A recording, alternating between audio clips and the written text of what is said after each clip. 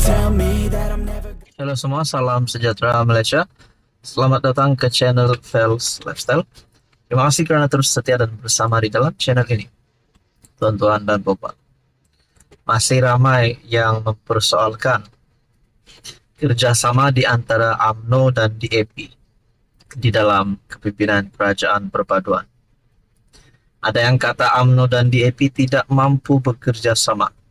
Namun di sudut positifnya, sekiranya kita menyadari sudah 2 tahun Anwar Ibrahim menjadi Perdana Menteri, kerajaan gabungan bersama dengan UMNO, bersama dengan Barisan Nasional, PH, bersama dengan DAP, kita dapat melihat bahwa kerajaan, sokongan Anwar Ibrahim, sokongan kerajaan masih kukuh. Tapi kita tidak dapat menafikan, pasti ada juga unsur-unsur yang berkata UMNO dan DAP tidak mungkin bergabung, tidak mungkin bersatu. Dan ini mungkin menjadi salah satu persoalannya melalui satu perkongsian daripada artikel Malaysia Kini bertarik 8 September. Akmal dalam satu kenyataan, saya minta kerajaan sediakan logo non halal tampal pada dahi Teresa. Adakah ini bermulanya persengketaan yang baru di antara UMNO dan DAP? Dan ini adalah berkaitan dengan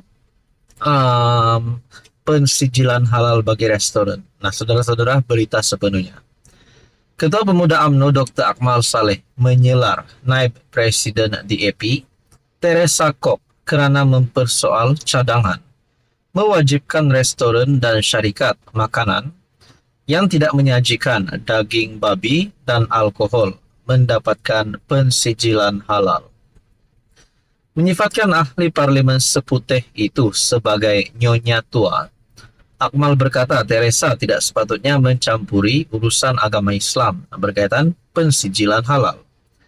Pertama, saya nak bagi tahu pada nyonya tua ini, sijil halal ini bukan sahaja arak dan babi, tapi sijil ini merangkumi bagaimana peniaga nak sediakan makanan, bagaimana sumber perniagaan itu dapat. Jadi ini adalah aturan yang telah ditetapkan, dan saya nak bagi tahu juga nyonya tua ini bahwa sijil halal ini dulu berbulan-bulan nak dapat. Hari ini kita dah dapat pendekkan kepada 23 hari saja, dah boleh dapat sijil halal. Jadi apa masalah kamu dengan sijil halal ini? Katanya dalam satu rekaman video di dalam TikTok. Teresa berkata cadangan itu berpotensi menambah beban kepada perniagaan, termasuk melibatkan ribuan pengusaha restoran Melayu. Ini susulan kenyataan Menteri di Jabatan Perdana Menteri, Hal Ehwal Agama, Muhammad Naim Mokhtar Khamis, yang memaklumkan Jabatan Kemajuan Islam Malaysia sedang mengkaji cadangan itu. Menurut ahli parlimen dari DAP itu, pensijilan halal sepatutnya bersifat sukarela dan membolehkan pengusaha membuat keputusan berdasarkan permintaan pasaran. Jadi saudara-saudara, akhirnya Dr. Akmal Saleh dalam satu kenyataan, saya minta kerajaan sediakan logo non halal tampal pada dahi Teresa. Adakah ini pasti memberikan sedikit sebanyak kesan yang buruk kepada kerajaan ataupun kepada UMNO sendiri ataupun kepada DAP? Saudara-saudara, apa komen Anda? Halo semua, salam sejahtera Malaysia, tuan-tuan dan bapak yang amat dihormati. Terima kasih kerana terus setia dan bersama di dalam channel ini. Kita dikejutkan dengan satu isu baru-baru ini berkaitan dengan pensijilan halal di restoran. Akhirnya berkaitan dengan ini, UMNO melalui Dr. Akmal Saleh telah membuat satu kenyataan yang mengejutkan Teresa Kok sebagai pemimpin DAP, sebagai naib Presiden DAP. Saudara-saudara, tuan-tuan dan puan, berkaitan dengan pensijilan halal, akhirnya Akmal Saleh kejutkan naib pengerusi DAP, naib pengerusi DAP. Dengan menggelar Teresa sebagai nyonya tua, ada yang kata ini pasti memberikan kesan yang buruk kepada kerajaan, kesan yang buruk kepada UMNO, kerana mereka bersama-sama di dalam gabungan kerajaan hari ini. Berkaitan dengan ini, adakah membawa kepada kesan yang buruk bagi PRK Dun Mahkota yang akan diadakan tidak lama lagi. Nah, saudara-saudara, satu perkongsian daripada Syahabuddin Husin bertarik 9 September. Menggelar Nyonya Tua kepada Teresa berpotensi membuatkan pengundi Cina memprotes di mahkota.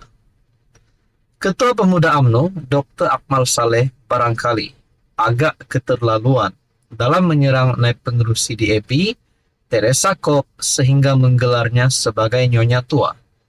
Gelaran itu ternampak bertujuan memperlekeh Teresa dengan gambaran beliau seorang yang sudah tua, yang suka bercakap merapu dan bukan-bukan. Hakikatnya Teresa belum tua, belum terlalu tua, walaupun beliau sudah agak berusia umurnya. Dibandingkan dengan usianya, sesetengah pemimpin wanita UMNO ada yang jauh lebih tua daripadanya.